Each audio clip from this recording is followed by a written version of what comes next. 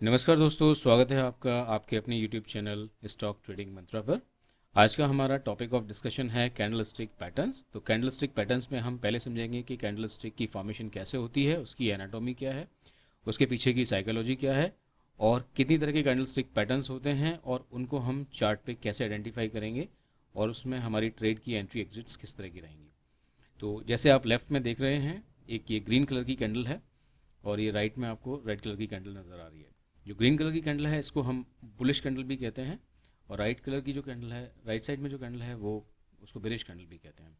तो अब आप ये मान के चलिए कि किसी भी कैंडल स्टिक को, कोई भी एक कैंडल स्टिक जो है उसकी फॉर्मेशन अपने एक टाइम फ्रेम में होती है। जो भी हम टाइम फ्रेम सेलेक्ट करते हैं उस टाइम फ्रेम के दौरान जो भी प्राइस मूवमेंट होती है उस प्राइस मूवमेंट को एक कैंडल स्टिक शो करती है। तो जैसे मैं एग्जांपल लेके चल रहा हूँ कि हमने टाइम फ्रेम लिया, सपोज करिए 15 मिनट्स का। तो 15 मिनट्स का टाइम फ्रेम मान के चलिए 9:30 से लेकर के और 9:45 तक का। तो 9:30 पर इस शेयर की जो प्राइस थी, that will be the opening price और ओपन प्राइस, दोनों ही केसेस में। उसके बाद में ओपन प्राइस, प्राइस ओपन होने के बाद में उसमें प्राइस में जो भी मूवमेंट होता है because of market dynamics, price नीचे भी जा सकती है, प्राइस ऊपर भी जा सकती है। तो इस केस में हम मान के चलते हैं कि ये प्राइस पहले नीचे आई, यहाँ तक गई, लेकिन यहाँ के नीचे ये सस्टेन नहीं हुई। दिस इज से डिमांड जोन, क्योंकि यहाँ से इस डिमांड जोन तक प्राइस आने के बाद में यहाँ से राइज कर गई, फर्दर राइज होती रही और ये यहाँ तक आई। और चूंकि इसके ऊपर ये नहीं जा पाई, प्राइस राइज तो हुआ लेकिन इससे ऊपर सस्टेन नहीं हुआ और यहाँ से रिवर लौट गया, रिवर्स हो गया। तो इसको हम बोलेंगे सप्लाई जोन, क्योंकि ये यहाँ से ऊपर ये नहीं जा पाया। अच्छा, और उसके बाद में बाय द टाइम ये 9:45 यानी कि इसका टाइम फ्रेम जब कंप्लीट हुआ तो ये प्राइस इस लेवल पे आकर के क्लोज हो गई, ओपन हुई यहाँ पर, क्लोज हुई यहाँ पर। ऑन द सेम लाइंस अगर हम बेरिश कैंडल की बात करें तो ये ओपन हुआ, मे बी बाइंग प्रेशर था, थोड़ा सा राइज हुआ, राइज होने के बाद में यहाँ पर सप्लाई जोन पर पहुँचने के बाद ये प्राइस ने वापस से फॉल हुआ, further fall, further fall, further fall, लेकिन इस पॉइंट से नीचे ये फॉल नहीं हुआ और यहाँ से वापस से राइज कर गया। और चूंकि ये यहाँ से रिटर्न हो गया इसलिए इसको हम कहते हैं डिमांड जोन। यहाँ से बाइंग प्रेशर आया और बाइंग प्रेशर के चलते प्राइस राइज कर गई और इस लेवल पे आके क्लोज हो गई। दोनों में लेकिन आप एक डिफरेंस देख रहे हैं कि जो ग्रीन कैंडल है उसमें जो क्लोज प्राइस है वो ओपन के कंपैरिजन में हाई है, वहीं जो रेड कैंडल है उसमें ओपन के कंपैरिजन में क्लोज प्राइस लो है। दैट मीन्स कि अपने टाइम फ्रेम के दौरान ये प्राइस ने यहाँ फर्स्ट केस में, इस केस में प्राइस में राइज हुआ है, केस टू में यहाँ पर प्राइस में फॉल हुआ है। चूंकि यहाँ राइज हुआ है इसीलिए हम इसको बोलते हैं बुलिश कैंडल, चूंकि यहाँ पर दूसरे केस में प्राइस में फॉल हुआ है इसलिए इसको हम बोलते हैं बेरिश कैंडल। अच्छा, अब बात करते हैं कि इसके पार्ट्स क्या क्या हैं। जैसे हमने ये चार चीज़ें देखी, open, close, high and low. On the same lines यहाँ पर बेरिश कैंडल में भी यही चार चीज़ें हैं।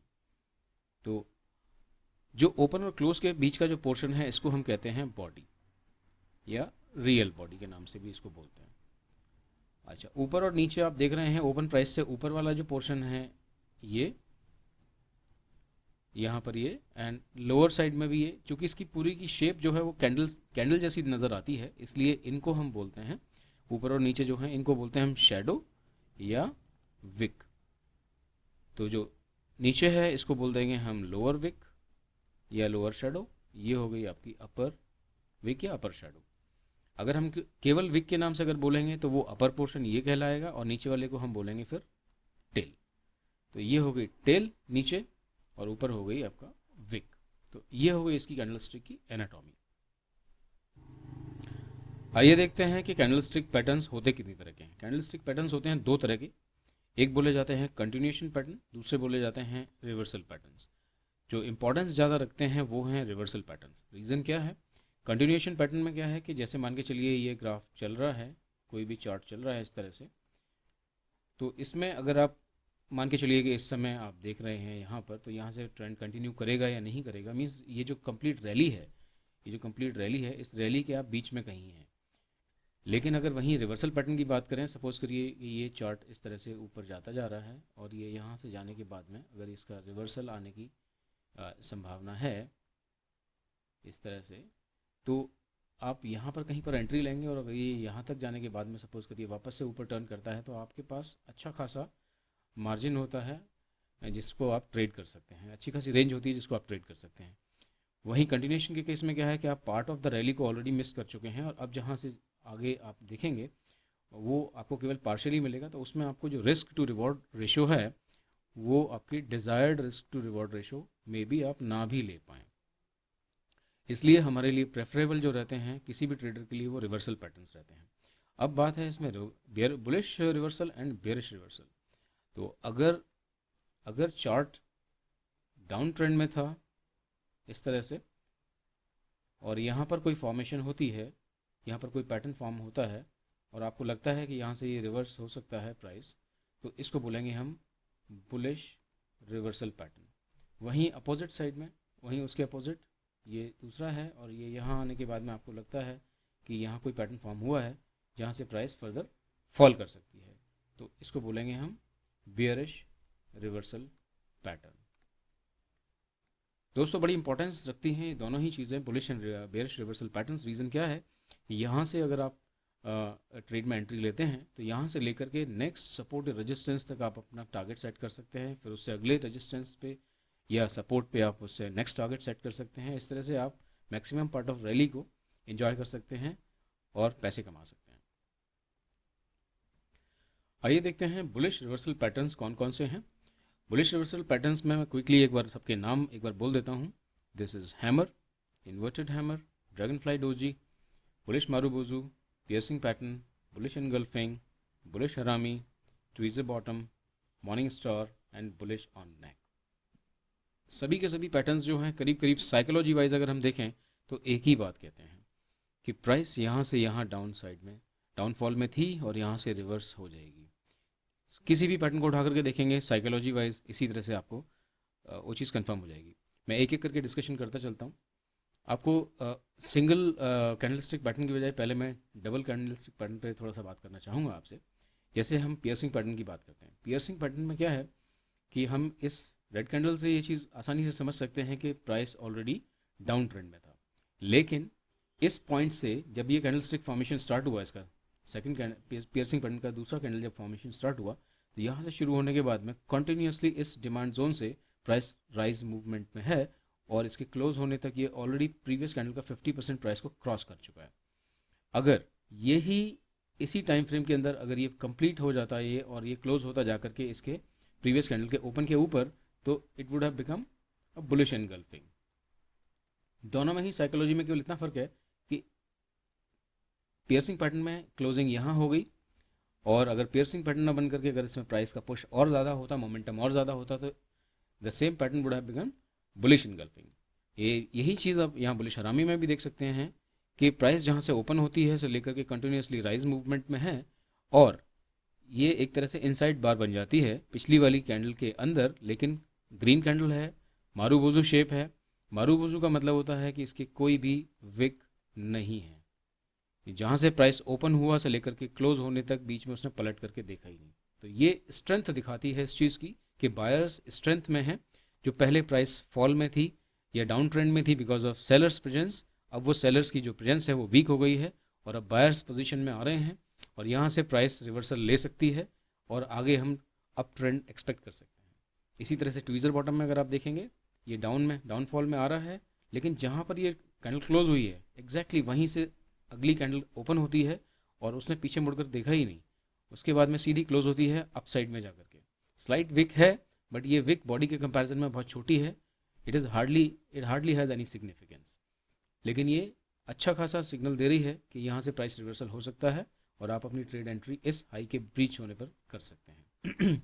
नेक्स्ट मॉर्निंग स्टार में देखते हैं। इसी तरह से ये प्राइस यहाँ पर फॉल आ रहा है, उसके बाद बनता है ये स्पिनिंग टॉप।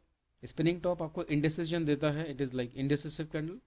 इंडिसिसिव कैंडल में आपको ये कंफर्म नहीं कर सकते क्योंकि ये ग्रीन भी है रेड भी हो सकता है, दोनों ही केस में आप ये कंफर्म नहीं कर सकते कि यहाँ से ऊपर जाएगा प्राइस। इसके बाद आप वेट करेंगे कंफर्मेशन का। नेक्स्ट कैंडल बनती है, ग्रीन बनती है, इसके ओपनिंग प्राइस से ऊपर क्लोज होती है, आप इसका प्राइस ब्रीच होने पर यहाँ एंट्री ले सकते हैं। बुलिश ऑन नेक के केस में भी यही है, प्रेशर सेलिंग का बहुत ज़्यादा था, अगली कैंडल ओपन होती है काफ़ी नीचे लेकिन क्लोज होते होते वो अपने प्रीवियस कैंडल के क्लोज तक आ जाती है। तो इस तरह की कैंडल फॉर्मेशन को हम कहते हैं बुलिश ऑन नेक। आइए देखते हैं ये जो सिंगल कैंडल फॉर्मेशंस हैं इन पे भी एक नज़र डाल लेते हैं। यहाँ पर आप देखिए कैंडल का प्राइस ओपन होता है, यहाँ पर सेलिंग प्रेशर है, प्राइस यहाँ तक नीचे आता है, लेकिन यहाँ से कंटिन्यूसली बायर्स जो है उसको पुश करते हुए क्लोज यहाँ देते हैं। ये इस चीज़ का इंडिकेशन है कि जो यहाँ से प्राइस डाउन ट्रेंड में थी, यहाँ से अप ट्रेंड हो सकती है और आप यहाँ से आगे एंट्री ले सकते हैं। इसी तरह से इन्वर्टेड हैमर के केस में अगर ये बॉडी टू विक रेशियो में अगर बॉडी का साइज ज़्यादा है, that have more significance, that have more validity.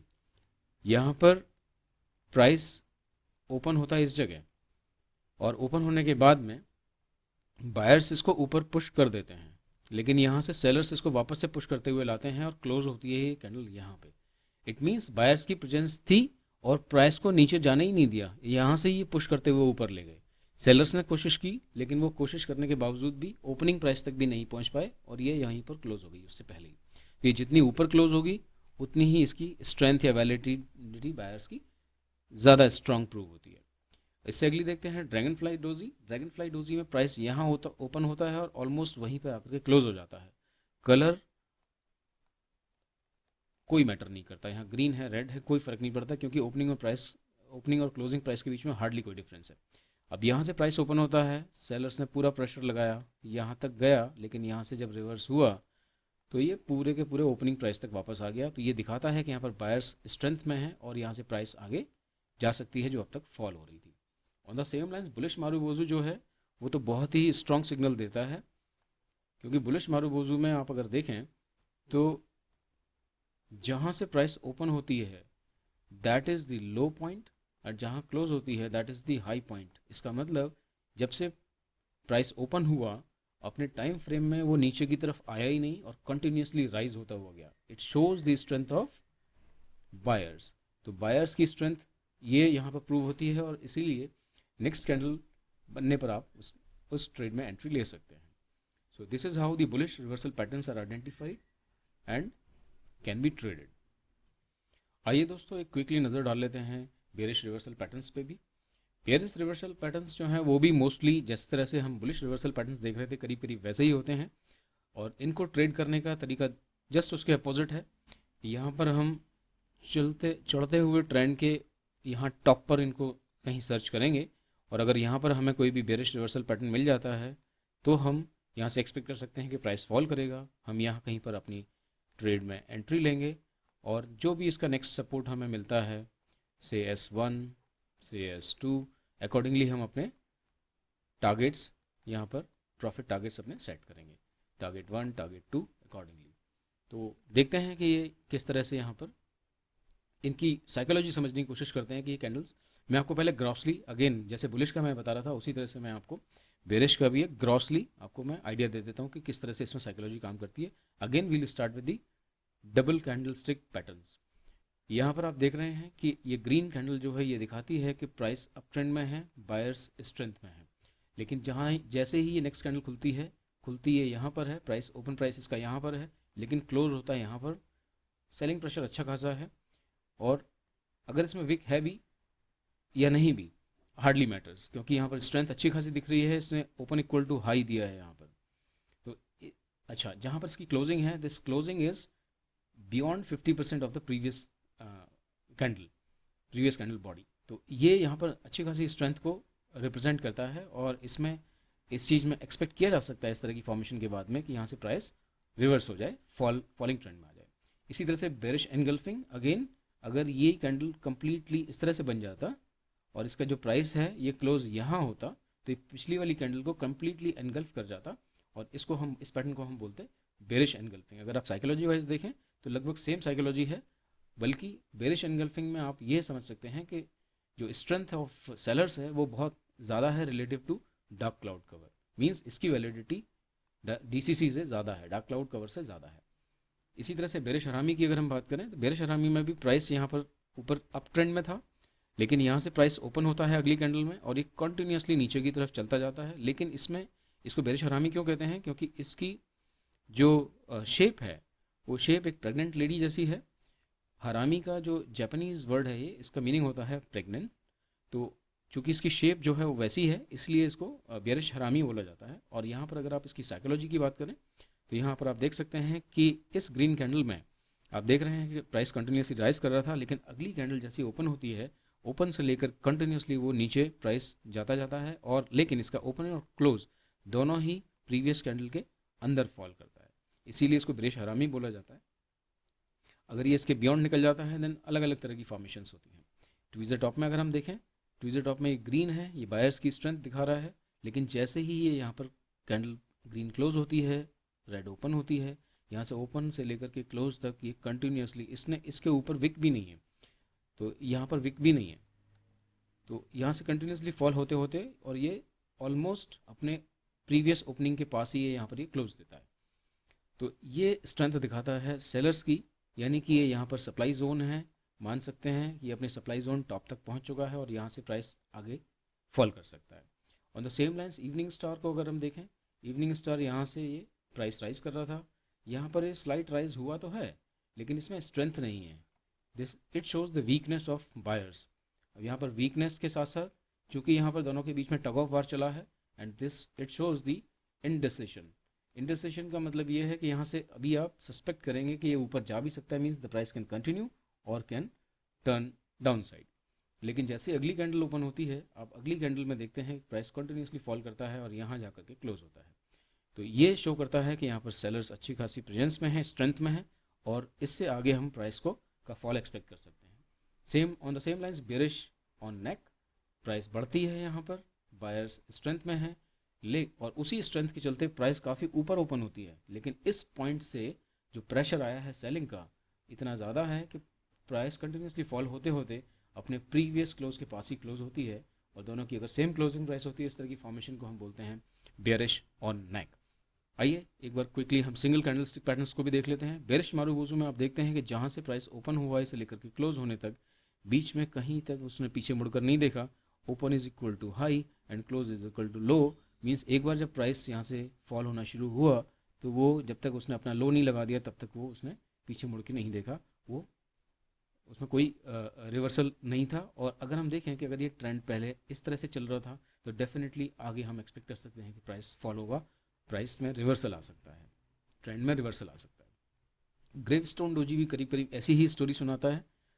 वो ओपनिंग प्राइस ये है, क्लोजिंग प्राइस ये है, कलर इसमें कोई मैटर नहीं करता, ग्रीन भी हो सकता है, रेड भी हो सकता है, there is hardly any difference between opening and closing price. यहाँ पर देखिए आप, जैसे ही प्राइस ओपन होती है बायर्स इसको ऊपर पुश करते हैं, लेकिन इस पॉइंट पे आकर के सेलर्स कंट्रोल ले लेते हैं, और यहाँ से कंटिन्यूसली जब प्राइस पुश होती है इतने ही टाइम फ्रेम के दौरान प्राइस वापस वहीं आ जाती है जहाँ से ओपन हुई होती है। ये शो करता है कि सेलर्स अच्छी खासी स्ट्रेंथ में हैं और आगे हम प्राइस का फॉल एक्सपेक्ट कर सकते हैं, यानी प्राइस का रिवर्सल हम एक्सपेक्ट कर सकते हैं। इसी तरह से हैंगिंग मैन और शूटिंग स्टार, हैंगिंग मैन के केस में भी प्राइस यहाँ पर ओपन होता है और ये यहाँ पर क्लोज होता है। ओपन होने के बाद में बायर्स में बहुत ज़्यादा स्ट्रेंथ नहीं थी जो कि इसको ऊपर लेकर के जा पाते, लेकिन यहाँ से सेलिंग का प्रेशर आता है और बायर्स यहाँ से अगेन इसको पुश करते हैं, लेकिन अपनी ओपनिंग प्राइस तक नहीं ले जा पाते हैं। यानी कि जो सेलर्स हैं उसमें अभी भी स्ट्रेंथ थी, और उस स्ट्रेंथ के चलते ये प्राइस जो है अपने ओपनिंग प्राइस के नीचे ही बंद होती है, तो हम एक्सपेक्ट कर सकते हैं कि प्राइस यहाँ से फॉल करेगा, और फर्दर फॉल अगर इसके भी नीचे जाता है तो हम अपनी ट्रेड एंट्री प्लान कर सकते हैं।